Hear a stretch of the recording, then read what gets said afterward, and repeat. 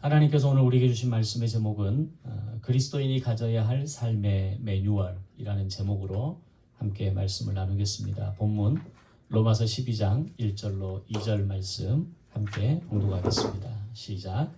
그러므로 형제들아 내가 하나님의 모든 자비하심으로 너희를 권하노니 너희 몸을 하나님이 기뻐하시는 거룩한 산 제물로 드리라.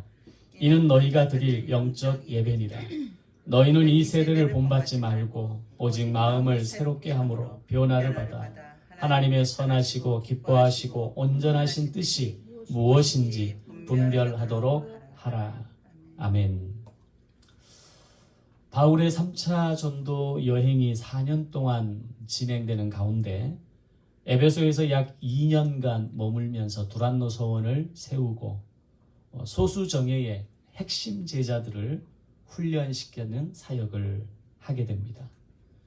그리고 이후에는 고린도로 옮겨가서 약 3개월의 시간을 머물면서 고린도 교회의 교인들과 함께 교제하면서 지난 오해를 풀어내고 서로를 위로하고 사랑하는 공동체로 거듭나는 것은 바울의 4년 동안 진행되었던 이 3차 전도 여행 가운데에서 가장 의미 있는 사역이었다라고 저는 생각합니다.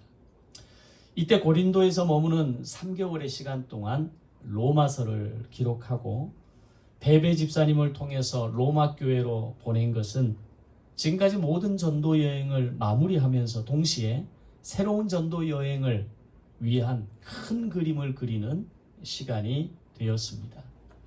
지난 1, 2, 3차 전도 여행을 통해서 소아시아와 동유럽 지역의 전도를 위한 교두보를 마련하므로 이제 자신의 뒤를 잇는 수많은 전도인들을 통해서 계속해서 이 지역들에게 복음이 전해질 것이고, 또한 자신이 지난 3차 전도 여행까지 세워졌던 그 교회들이 자신의 지역과 주변 지역들까지 책임질 수 있도록 성장하는 교회가 많이 생겨났기 때문에 이제 자신은 이곳을 떠나서 새로운 전도 지역을 찾아서 가야 한다는 것을 깨달았기 때문입니다.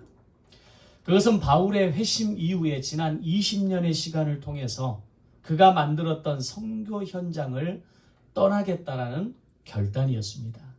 그런데 이것이 결코 쉽지 않은 결단이라는 것을 우리는 알아야 합니다. 사람이 가진 기본적인 욕망은 나에게 익숙해진 곳에서 나를 알아주는, 그리고 내가 아는 사람들과 함께 살아가고자 하는 본능이 있습니다. 그것은 나이가 들수록 더 강해지는 본능이고, 좀 더 안정적으로, 좀 더 갖추어진 곳에서, 좀 더 나를 알아주는 곳에서 내가 있기를 원하기 때문입니다. 그런 이유로 많은 사역자들이 막상 사역을 마무리하고 떠날 시점이 되면 그 마지막에 한 가닥 끈을 잘 놓지를 못합니다. 자신이 지난 수십 년간의 시간을 통해서 교회를 세우고 교회를 부흥시키고 마침내 여기까지 왔는데 이 모든 것을 내려놓고 가기가 정말 쉬운 일이겠습니까? 그러다 보니 마지막에 사고를 치거나 노역으로 인해서 결국 교회가 분열되는 경우를 많이 보게 됩니다. 그런데 바울은 자신의 사역 현장이 이제 안정적인 기반을 어느 정도 갖추게 되고 가는 곳마다 바울을 환대하면서 맞아줄 성도들이 많이 있는데 이 모든 안정과 환대를 뒤로하고 자신이 지금까지 한 번도 가보지 못한 곳을 찾아서 떠난다고 하는 것은 사실 인간이 내리기 쉽지 않은 결정이라는 겁니다. 그럼 바울이 이런 인간의 본능마저 뛰어넘으면서 이런 결정을 내릴 수 있었던 이유가 무엇이었겠습니까? 이유는 단 하나입니다. 다메섹에서 만난 예수님께서 나에게 주셨던 사명, 즉 땅끝까지 내 증인이 되라고 말씀하신 그 명령을 마지막까지 따르기 위함이 바로 바울이 이 모든 것을 내려놓고 내가 로마로 가야겠다라는 생각을 하게 되는 이유였던 겁니다. 즉 주님이 내게 주신 그 사명을 늘 가슴에 품고 살았기에 그 어떤 고난과 역경과 매맞음과 죽음의 위기도 이겨낼 수 있었고, 이제는 모든 안정감을 내려놓고 새로운 선교지를 향해 갈 수 있는 결단을 내릴 수 있었던 것입니다. 어떤 사람들은 그렇게 이야기할 수 있습니다. 지난 20년의 시간으로 충분하지 않습니까? 지난 10년의 시간 동안 1차, 2차, 3차 전도 여행을 통해서 내가 그렇게 죽을 고비를 넘기면서 내가 주신 사명을 감당했다면 이걸로 충분한 것 아닙니까? 지금까지 저의 헌신으로 부족합니까? 지금부터는 새로운 땅끝을 향한 선교는 좀 더 젊은 사역자들을 통해서 이제는 다른 사람들을 통해서 이루어져도 괜찮지 않습니까? 저는 지난 10년간 돌아보았던 그 전도 지역들을 다시 돌아보고 세워진 교회들을 돌보면서 그들을 돕고 세우는 일을 해도 되지 않겠습니까? 라고 말할 수 있는 겁니다. 그런데 사도 바울은 지금까지 달려온 길을 다 정리하고 새로운 사역지를 결정하면서 오늘 로마서를 써내려 갔던 겁니다. 그렇게 기록된 로마서에는 두 가지 목표가 있었다고 말씀드렸습니다. 첫 번째는 이제 내가 너희에게로 갈 터인데 내가 가는 이유가 있다. 지금까지 안디옥 교회가 전략적 선교센터가 되어져서 소아시아와 동유럽 지역의 전도들을 감당할 수 있었던 것처럼 이제는 너희 로마 교회가 새로운 전략적인 선교센터가 되어져서 내가 땅끝까지 복음을 전할 수 있도록 당시의 땅끝이라고 알려졌던 서바나까지 복음을 전할 수 있도록 나를 도와달라는 것이었습니다. 이 일을 위해서 내가 너희에게 가기를 오래전부터 마음을 먹었지만 그때마다 가는 길이 막혀져 가지 못했지만 이제는 너희에게 가서 내가 이 일을 이루고 싶다라고 말했던 겁니다. 두 번째는 내가 도착하기 전에 먼저 너희들의 믿음을 점검하고 싶은데 너희가 알고 있는 복음이 진짜 복음인지 너희가 믿고 있는 그 복음이 바른 복음인지 점검하라는 것이었습니다. 그러면서 5가지 질문을 중심으로 로마서를 기록하게 됩니다. 첫 번째 질문은 예수 그리스도는 어떤 분이십니까? 두 번째 질문은 우리는 어떻게 하나님의 자녀가 되었습니까? 세 번째 질문은 하나님의 의는 무엇입니까? 네 번째 질문은 율법과 복음의 관계는 무엇입니까? 마지막 5번째 질문은 그리스도인은 어떤 삶을 살아야 합니까? 라는 질문이었습니다. 이 5가지 질문들을 중심으로 로마서를 기록하면서 첫 번째 질문부터 네 번째 질문에 대한 답을 로마서 1장부터 11장까지 기록하게 됩니다. 그리고 마지막 5번째 질문에 대한 답이 로마서 12장부터 마지막 16장까지의 내용에서 기록하게 됩니다. 바울은 로마서 1장부터 11장까지의 내용을 기록하면서 로마서의 요약본이라고 할 수 있는 어떻게 보면 서머리 노트라고 할 수 있는 갈라디아서를 기반으로 이 4가지 질문에 대한 답을 기록하는 방식으로 복음에 대해서 명확하게 풀어나가게 됩니다. 그리고 로마서 12장부터는 지금까지의 내용을 통해서 말했던 그 바른 복음을 알고 믿는 그리스도인으로서 어떤 삶을 살아야 하는가에 대한 매뉴얼을 기록하는데 오늘 본문의 첫 시작은 이렇게 시작합니다. 그러므로 형제들아 내가 하나님의 모든 자비하심으로 너희를 권하노니 너희 몸을 하나님이 기뻐하시는 거룩한 산제물로 드리라. 이는 너희가 드릴 영적 예배니라. 아멘.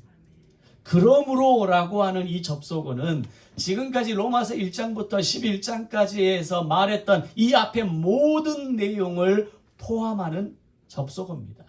그것을 근거로 마지막 결론을 내리는 시작하는 접속어로 그러므로라는 단어를 시작하고 있는 겁니다. 즉 바른 복음이 무엇인지를 알았다면 이제 바른 복음을 아는 사람들은 그러므로 너희 몸을 하나님이 기뻐하시는 거룩한 산 제물로 드리라는 것입니다. 이것이 복음을 아는 사람들의 진정한 삶이고 이것이 너희가 드릴 영적 예배다라고 사도 바울은 이야기합니다. 그리고 바울은 지금 그럼 어떻게 사는 것이 하나님이 기뻐하시는 거룩한 산 제물로 드려지는 것에 대한 자세한 매뉴얼을 기록하게 됩니다.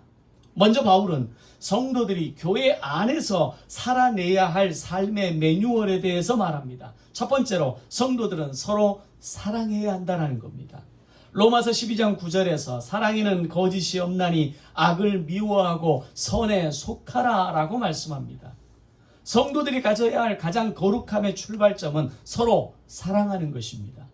한 교회에서 신앙생활을 하고 있음에도 불구하고 어떤 사람들에 대해서 불편한 마음을 가지거나 반면에 내가 좋아하는 사람들, 특정한 사람들과만 친하게 지내려 하는 경향성들을 많이 가지고 있습니다.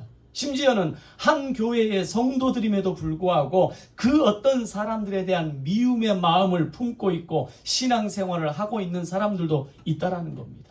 그것은 하나님이 기뻐하시는 거룩한 산 제물의 모습이 아니라는 겁니다. 그것이 단지 그 교회만의 문제일까요? 지금 우리는 교회 안에 숫자가 너무 적은 교회여서 그냥 가족 같은 분위기고 너무 한 사람이 귀하고 그분들의 한 사람 한 사람에 대해서 어떻게든지 그들의 마음을 먼저 생각하려고 하는 분위기가 우리는 가지고 있습니다. 그런데 좀 더 규모가 있는 교회들로 들어가면 한 교회의 성도들임에도 불구하고 함께 마음을 나누고 사랑하고 위로하고 한 공동체로 거듭나기가 그렇게 어렵다라는 겁니다. 바로 로마 교회를 향해서도 오늘 사도 바울이 이야기하는 것은 너희가 한 성도, 한 교회 공동체 안에서 서로가 사랑하라는 겁니다. 비록 나와 이해 관계가 다르고 기질이 다르고 살아가는 방법이 다르고 표현하는 방법이 달라도 인생을 살아가는 속도가 달라도 너희는 서로 사랑하라는 것입니다. 서로 사랑하라는 것은 서로 노력하라는 것입니다. 나와 다름을 틀렸다라고 말하지 않고 다름을 인정하고 다름을 끌어안고 다름을 사랑하라는 것입니다. 그것이 서로 사랑하는 것이고 서로 노력함으로 이루어지는 결과라는 겁니다. 두 번째로 성도들은 주 안에서 형제이므로 서로 사랑하며 존경하라고 말합니다. 로마서 12장 10절에서 형제를 사랑하며 서로 우애하고 존경하기를 서로 먼저 하라라고 말씀합니다. 예수님께서 1500년간 진행되었던 유월절을 끝내시고 첫 번째 성찬식을 시작하면서 이렇게 말씀하십니다. 이것은 내가 너희를 위하여 상하고 찢긴 내 몸이다. 받으라 먹으라. 다시 식후에 잔을 들어 축사하시면서 이것은 내가 너희를 위하여 흘리는 사랑의 언약의 피다. 받으라 마시라 라고 말씀하십니다. 그렇다면 주님이 지금으로부터 2000년 전에 새롭게 지정하신 이 성찬에 참여하는 공동체가 되었다는 것은 어떤 의미일까요? 그것은 주님의 살과 피를 함께 먹는 사람들이 되었다라는 것을 의미하는 겁니다. 그러면 주님의 살과 피를 함께 먹는 사람이 되었다는 것은 무엇을 의미하는 것일까요? 주님이 나를 위해 죽으신 것처럼 내가 다른 성도를 위해서 죽을 수 있는 마음을 가지는 것이 성도의 마음이라는 겁니다. 나와 함께 신앙 공동체로 생활하는 사람이 빈궁한 삶을 살고 있다면 그와 함께 음식을 나눌 수 있는 관계가 되었다라는 것을 의미하는 것입니다. 또한 예수님 당시에 세례를 받는다는 것은 그것은 곧 죽음을 의미하는 것이었고 성도는 죽음을 각오하고 함께 가는 동지의 의미가 성도라고 하는 이름의 의미였다는 겁니다. 바로 그것이 서로 우애하고 서로 존경하기를 서로 먼저 하기 위한 마음의 자세이고 출발이 되는 것입니다. 여러분은 서로 사랑하며 서로 우애하고 존경하는 관계이십니까? 그렇다면 거룩한 산제사의 삶을 살아가는 거룩한 성도가 되는 것입니다. 세 번째로 성도들은 부지런함으로 온 열심을 다해 주를 섬기라고 말씀합니다. 11절에서 부지런하여 게으르지 말고 열심을 품고 주를 섬기라 말씀합니다. 즉 성도가 주님을 섬기는 자세는 부지런하여 게으름이 없어야 한다는 겁니다. 열심을 품고 주를 섬기는 사람이어야 한다는 겁니다. 주님을 섬길 때 부지런함으로 주님을 섬겨야 합니다. 게으름을 던져버리고 열심으로 주님을 섬겨야 합니다. 그것이 거룩한 산제사의 제물이 되는 것입니다. 네 번째로 성도들은 환난 중에도 소망으로 즐거워하며 항상 기도해야 한다라고 말씀합니다. 12절에서 소망 중에 즐거워하며 환난 중에 참으며 기도에 힘쓰라 라고 말씀합니다. 진짜 성도의 진가는 언제 드러나는 것이라고 생각합니까? 진짜 성도의 참 증거는 환난 가운데 드러나는 것입니다. 모든 것이 행복하고 안정되어 있을 때는 누구나 기뻐할 수 있고 누구나 감사할 수 있습니다. 내가 내 삶이 너무나 은혜가 있고 내 삶에 감사가 있고 내가 충분하고 넉넉하다라고 말할 수 있습니다. 그런데 환난이 겹치고 고통의 상황들이 배열될 때 그 속에서 기뻐할 수 있는 것은 성도만이 할 수 있는 특권이라는 겁니다. 어떻게 환난과 고난의 상황 속에서 기뻐할 수 있을까요? 소망 중에 있기에 즐거워할 수 있는 겁니다. 틀림없이 무슨 뜻이 있을 것이라고 하는 이 구속사의 원리를 알기에 환난 가운데에서도 하나님의 뜻이라는 소망을 품고, 고난 가운데에서도 하나님의 뜻이 있을 것이라는 소망을 품고 우리는 기도할 수 있는 것입니다. 환난 중에도 참으며 소망으로 즐거워하며 기도에 힘쓰는 진짜 그리스도인들이 되시기를 바랍니다. 다섯 번째로, 성도들은 서로 돕고 나그네를 대접해야 한다라고 말씀합니다. 13절에서 성도들의 쓸 것을 공급하며 손 대접하기를 힘쓰라라고 말씀합니다. 성도 간에 서로의 필요를 알고 손을 보태는 것이 거룩한 성도입니다. 성도가 필요로 하는 삶의 어떤 그 모습을 바라보면서 오늘 심지어는 나와 이해관계가 없는 사람일지라도, 나와 절친한 관계가 아닐지라도 이것이 하나님이 내게 주시는 뜻이 있고 하나님이 내게 주시는 기쁨이 있다면 손을 보탤 수 있는 겁니다. 심지어는 그저 한순간 스쳐가는 손님 같은 사람일지라도 밥 한 끼 대접하는 것이 성도의 삶을 살아내는 방법이라는 겁니다. 바울은 이렇게 성도들이 교회에서 지켜야 할 성도와의 관계 속에서 살아내야 할 삶의 매뉴얼을 자세하게 가르치고 있습니다. 오늘 나는 교회 안에서 성도와의 관계가 건강하십니까? 거룩한 산제사로 드려지는 영적 예배의 삶을 살아가고 계십니까? 다섯 가지의 원리를 살펴보면 부족한 부분을 점검하고 살아내는 하나님이 찾으시는 한 사람, 영적 예배자의 삶을 살아내시기를 주님의 이름으로 축원합니다. 이제 바울은 성도들이 교회에서 지켜야 할 삶의 자세에 이어서 교회 밖에서, 사회 속에서 지켜야 할 삶의 매뉴얼에 대해서 이어서 가르칩니다. 즉, 화목은 교회 안에서만의 화목이 아니라 모든 사람과 더불어 화목하라는 것입니다. 첫 번째로, 성도들은 자신을 핍박하는 자들도 저주하지 말고 축복하라고 말씀합니다. 14절에서 너희를 박해하는 자를 축복하라, 축복하고 저주하지 말라라고 말씀합니다.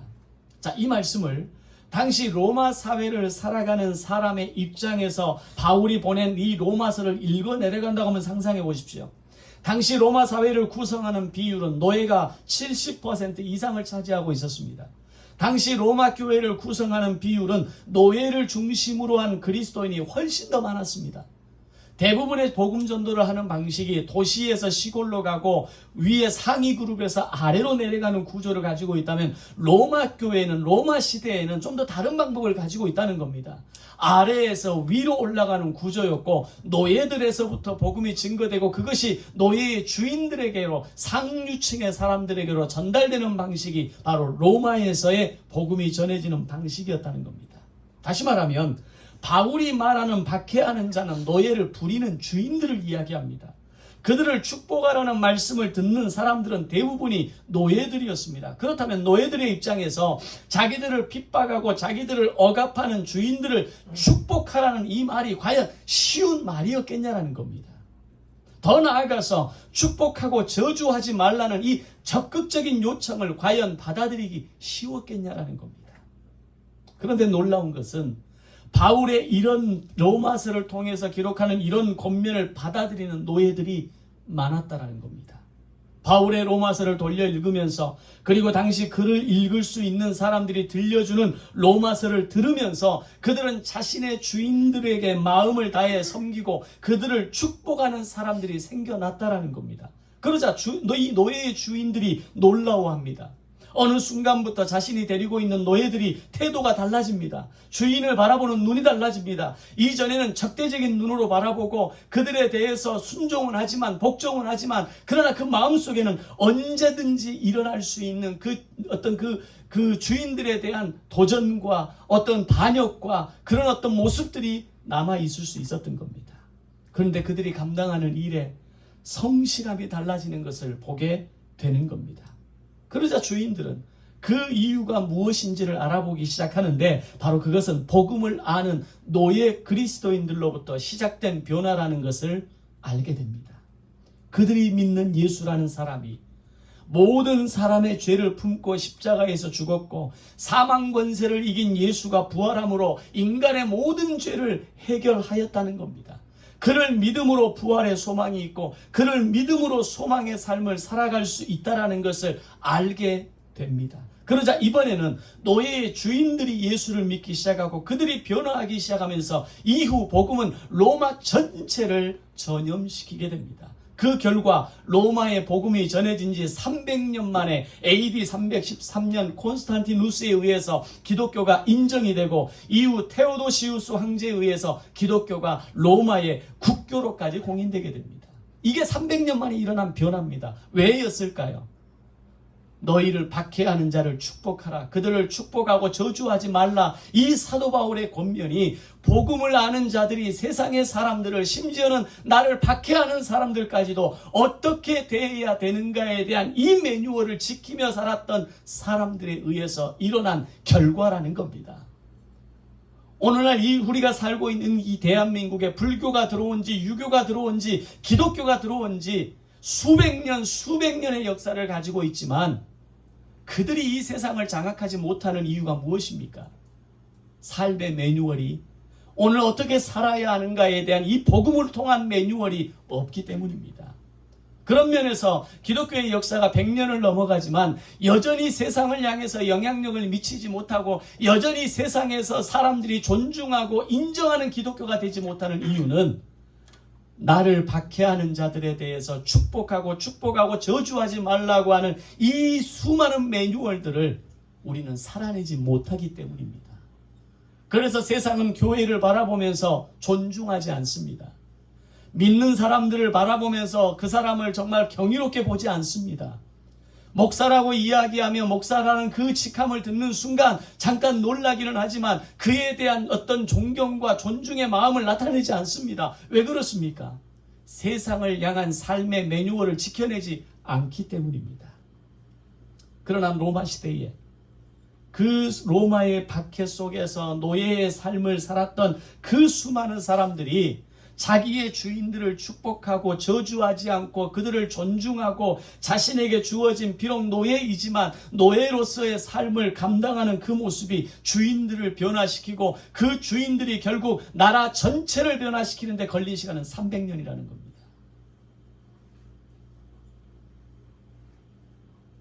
바울이 로마 교회를 향해 권면했던 이 교회 안에서만의 화목이 아닌 교회 밖 세상 속에서 화목하기를 살아가기를 가르쳤던 자신들을 핍박하는 자를 축복하고 저주하지 말라고 전했던 이 말씀을 마음을 다해 받아들이고 거룩한 산제사의 삶을 살았던 수많은 로마 교인들이 바로 영적 여배를 통해 만들어진 결과였다는 겁니다. 아멘. 두 번째로 성도들은 즐거움도 슬픔도 이웃과 함께 해야 한다고 말씀합니다. 15절에서 즐거워하는 자들과 함께 즐거워하고 우는 자들과 함께 울라는 말씀입니다. 오늘 세상은 즐거워하는 자들을 시기하고 우는 자들을 향해서 왜 우냐라고 이야기합니다. 이것은 복음의 정신에 완전히 위배되는 말이라는 것을 우리는 알아야 합니다. 다른 사람이 즐거워할 때 그들과 함께 즐거워하고 마음을 다해 축하하라는 겁니다. 그런데 이게 쉽지 않습니다. 나보다 남이 잘 될 때 그것을 함께 즐거워하기가 정말 쉽지 않습니다. 저부터가 그렇습니다. 다른 친구의 목회가 잘 되고 부흥할 때 그와 함께 즐거워하는 것이 먼저가 아니라 내 자신이 먼저 보입니다. 저만 그렇습니까? 인간의 마음이 그렇게 완악한 겁니다. 그런데 바울은 다른 사람이 잘 될 때 그와 함께 즐거워하고 기뻐할 수 있어야 한다라고 이야기합니다. 또한 우는 자들과 함께 울라고 말씀합니다. 세월호 사건으로 인해서 많은 아이들이 바닷속으로 수장되었을 때 우리가 그 부모와 가족들을 향해 할 수 있는 말은 왜 우느냐가 아닙니다. 이제 그만하면 되었다라는 말이 아닙니다. 당신들은 그만큼 보상을 받았으면 충분하고 더 이상의 혜택은 특권이다라는 말이 아니라는 겁니다. 그들이 스스로 이제는 되었습니다. 이제는 괜찮습니다. 이제는 저의 자녀와 가족들을 하늘로 올려 보냈습니다라고 말할 때까지 함께 우는 것이 거룩한 성도의 모습이라는 겁니다. 이태원 참사가 일어났을 때 이 참사를 바라보는 많은 사람들이 안타까워하고 깊은 슬픔에 빠졌습니다. 그런데 어디선가 이런 소리가 들립니다. 할로윈 축제를 즐기려고 자발적으로 가서 일어난 것이라고 말하고, 심지어 기독교인들 가운데는 귀신놀이 하다가 죽은 것인데 왜 국가가 그들의 죽음에 대해서 책임져야 하냐라고 말합니다. 거룩한 성도는, 바른 복음을 가진 성도라면 그렇게 말해서는 안 되는 겁니다. 국가는 국민의 안전을 위해서 모든 조치를 취해야 할 책임이 있는 겁니다. 국가는 슬픔을 당한 유가족들의 마음을 만지고 다시는 이런 일이 반복되지 않도록 모든 시스템과 매뉴얼을 점검해야 할 의무가 있는 겁니다. 그리고 세월호 참사와 이태원 참사를 바라보는 우리들은 그들과 함께 울고 함께 아파하고 함께 위로하면서 국가를 향해 한 목소리를 낼 수 있는 자세를 가져야 한다는 겁니다. 바로 그것이 거룩한 성도로 드려지는 산제사의 제물의 모습인 겁니다. 즐거워하는 이들과 함께 즐거워하며 우는 이들과 함께 울라고 말합니다. 주변 사람들이 웃음과 눈물에 함께 진심으로 동참하라는 겁니다. 성숙하지 못한 사람의 특징이 있습니다. 다른 사람의 감정에 관심이 없습니다.